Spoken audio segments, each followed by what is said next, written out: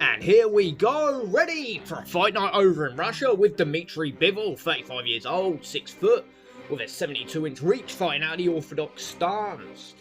Taking on Michael Eiftet, 28 and 5'11", also out of the orthodox stance. A very lackluster fight, some may say, about this one.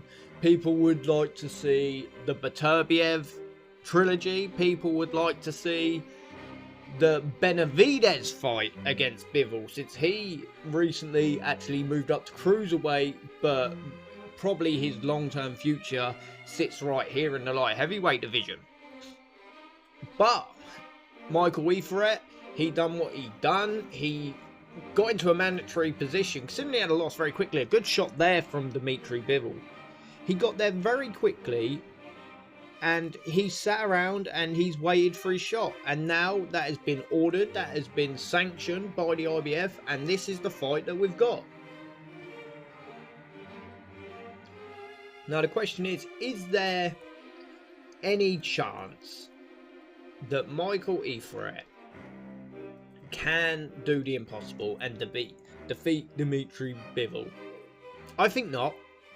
But let's go over the chances. I mean, really, his record is not very good. The highlight of it all would be what was at the time would have been a shock win against Jean Pascal, as we end the round there. Let's see what the scorecards say. 2-10-7s for Bivol. 30-24 heading into the second. But that has been the highlight win. Apart from that, not much has really been achieved. I don't think he warrants this title shot. I think you look at other guys, good shot there by Bivol, other guys who have much better records, fought much better opponents, and are nowhere near a title shot. So it does beg a belief, but this is the fight we've got, and I look forward to it. But the real exciting stuff is the fights for Dmitry Bivol after this. Clearly one of the pound for pound fighters in the world, and he has a raft of options coming out of this fight. As long as the impossible doesn't happen and he gets himself chinned, we could be looking at Beterbiev 3. We could be looking at Benavidez versus Bivol. This fight truly excites me to my core. Like, I think that's the fight in boxing right now. But I do want to see that Beterbiev 3 match, probably first, probably before the Bivol. Let them cook. Let them cook. Both these guys are young. We ain't got to rush into that. They're not going anywhere, and they're not getting beaten anytime soon. Could be the commentator's curse and he gets beaten. 2-10-7s from Bivol there, and he gets beaten in this fight. That would be crazy. Michael Eiftet on top of the world, and then he gets the Benavidez fight. He beats him. He beats Beterbiev. He beats Canelo. Michael Eiftet, the top fighter in the world. But no, I can't see that happening. But we could see Bivol beat Beterbiev. We could then see the Benavidez fight, and that could be a trilogy right there in itself. So there is a lot of good things, and that's without even talking about the potential of Canelo winning his fight back, maybe gets another one on his belt, starts feeling a little bit good about himself, and he fancies the chances of a rematch against Dmitry Bivol.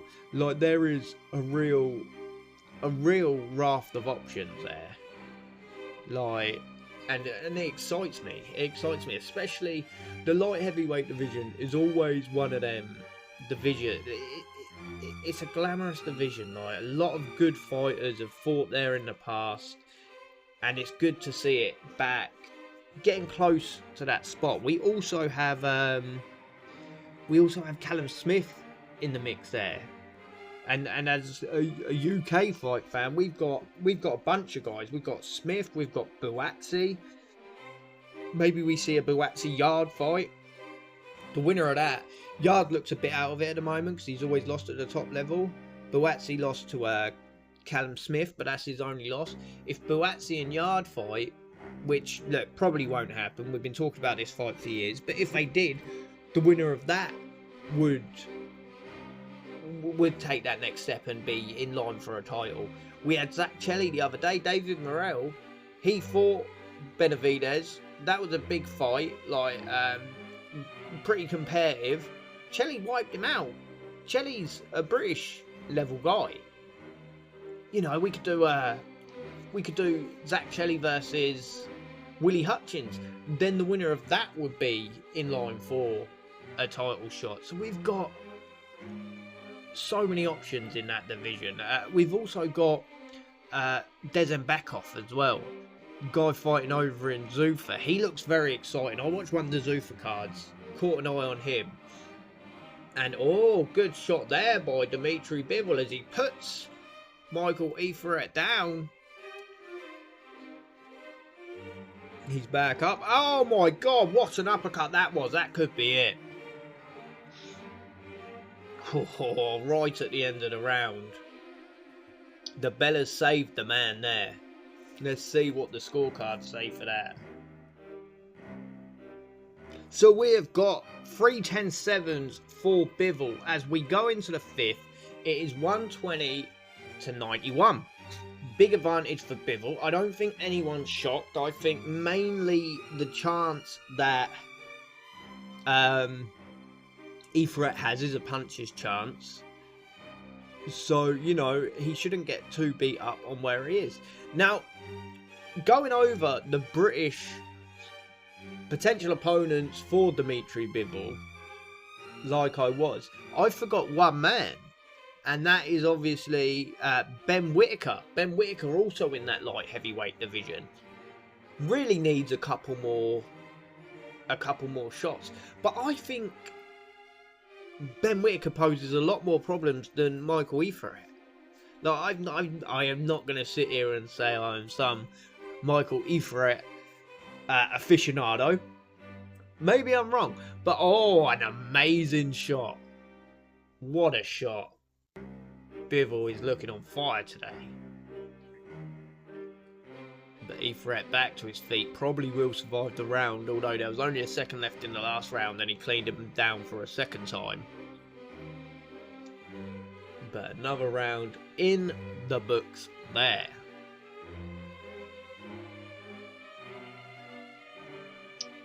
The 3 10-7s. But yeah, a Ben Whittaker fight would be amazing. Look, there's question marks around Ben Whittaker, but ultimately he is still undefeated. He looks good. Good shot by Bivol. And maybe he would just be a bit too quick and elusive for someone like Bivol. Bivol is fantastic and amazing, but I do think that he might not necessarily struggle. I'm sure he would find a way and he would beat Ben Whittaker. But I do think it could pose a little bit of a problem and he might be a little bit perplexed for a few rounds just because of the movement and the speed of Ben Whittaker. Oh, a good shot there by Eiftet as he starts to turn it around. That's what we like to see, a little bit of fight in the dog right there. But that is not the only fight this weekend. We have a raft of fights as Shock Foster takes on Ray Ford over in America. That is a real good fight. Shock Foster looking really good. I believe it was against Stephen Fulton in his last fight. He looked really good there and I was really impressed, and I wasn't quite aware of the dimension of the man. From what I remember, he's very long and it will be a real problem for anyone. And Ray Ford, he's been in some good fights in the past. And it'll be interesting to see 2 10-9s for Eiftet and a 10-7 for Bivol. So unfortunately, he didn't get the round there. But showing good signs of improvement. We also have a boxer card over here in the UK. And I really like this. Adam Azim versus Steve Cleggett. It was originally meant to be Gustavo Lemos. I think I originally had tickets for that fight, and it ultimately got cancelled, and then it was meant to be rescheduled. I think it was rescheduled, didn't happen. This was meant to be Lemos again. It's Cleggett. Cleggett is a much better fighter than Lemos, or at least a much more well-known and high-profile fight. I think this is a bit of a coup, to be honest, for for boxer. You know, he's been in there with Dmitry Bivol putting him down again. Could only be a matter of time. But Claggett obviously been in there with the likes of Teofimo Lopez, and he's just an old custodian who has been in the game for a long time, for a bunch of fights. He's got that throwback feel to him. And I really like this fight, and I think it's the biggest, best fight that Adam Azim has been in. As we end this round, 10-7 Bivol, 10-7 Eiftet, 10-7 Bivol. It is Bivol still winning, is still in control, but we are seeing a bit of a change. A bit of a change we are seeing, and it is good to see. A little bit of competition, we all like it.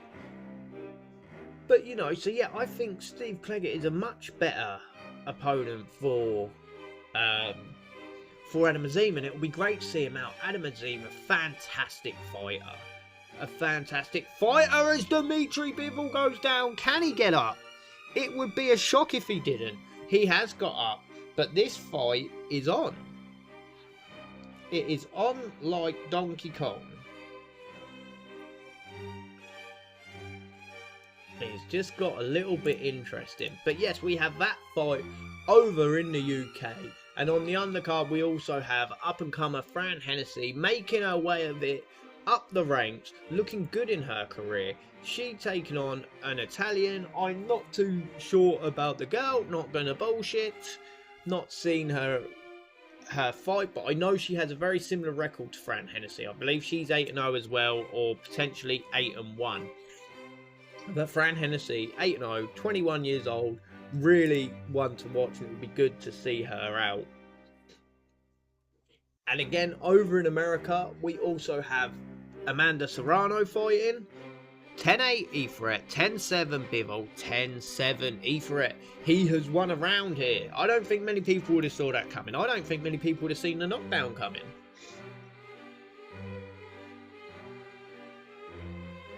But yeah, over in America, we have Serrano versus Hansen topping the bill. But the one that really catches my eye there is Ham versus Holm.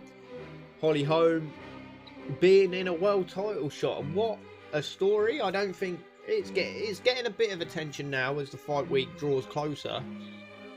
But obviously, Holly Holm was a champion long ago in boxing. Long ago in boxing. Before she transitioned to MMA, she was a boxer. Some people know that, some people won't. And it'll be good to see her back. And I think, what a story. I'm like, how long will that? So, she won the world title in her last world title fight was 2013. So 13 years between. She did fight Ham before, didn't she? And it was a weird stoppage, wasn't it? I can't particularly remember what happened, but it'll be great to see the preacher's daughter get in there and win the title again. And I think that's a real big one for women's fighting. 3-10-7s. And the talk is a potential Katie Taylor fight if she was to come through that. So then what a fight that would be. As we go into the 10th round, Dmitry Bivol lands a big shot. 260-11. So really, I think Eiftet needs a knockout at this point. But he's done well to make it to the 10th round. I don't think a lot of people would have called that. And to score a knockdown, yeah, he's not really been in the fight as he's put down again. Great shot by Bivol. A little 1-2 off of the beam. And that is it. There is the prediction. The C64 prediction. Bivol, round 10, by knockout. Celebrates in victory. Controls the fight. Does take a little knockdown, but it's a good win for Bivol.